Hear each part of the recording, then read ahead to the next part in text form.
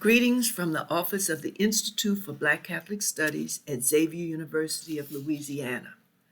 As we end our Lenten journey and prepare in the coming Holy Week to celebrate the Triduum, those 3 high holy days of the whole church year, let us give thanks for every Lenten blessing received, for each Lenten lesson learned, and all the wisdom gleaned in our individual and collective Lenten practices.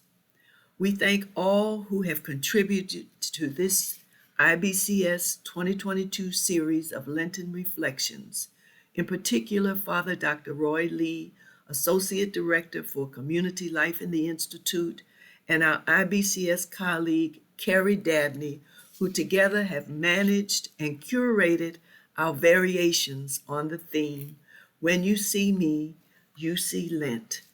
To close our series, I turn to IBCS Elder M. Sean Copeland for inspiration and perspective on these times, taken from her book, Knowing Christ Crucified, The Witness of African American Religious Experience. And she says, in these sadly gray, grim, and gloomy season around the globe, in our nation, in our culture, we must, as the spiritual counsels quote, keep our lamps trimmed and burning. The time is drawing nigh, end quote.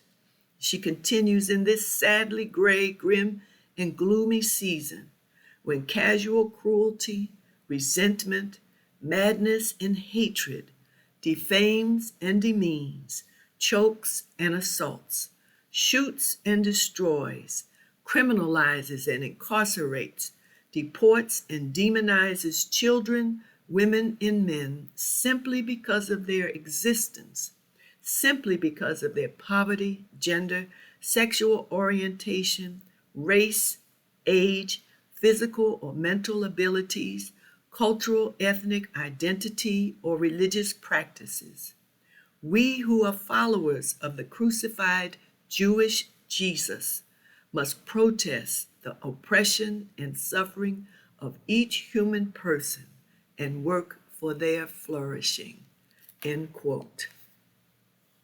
As a people, we know Lent well, but we are also Easter people, believers in and disciples of the resurrected Christ, in whose life, death, and rising we find everyday joy, motivation, and meaning to work for righteousness and peace. We know that after Lent comes the joy of Easter morning.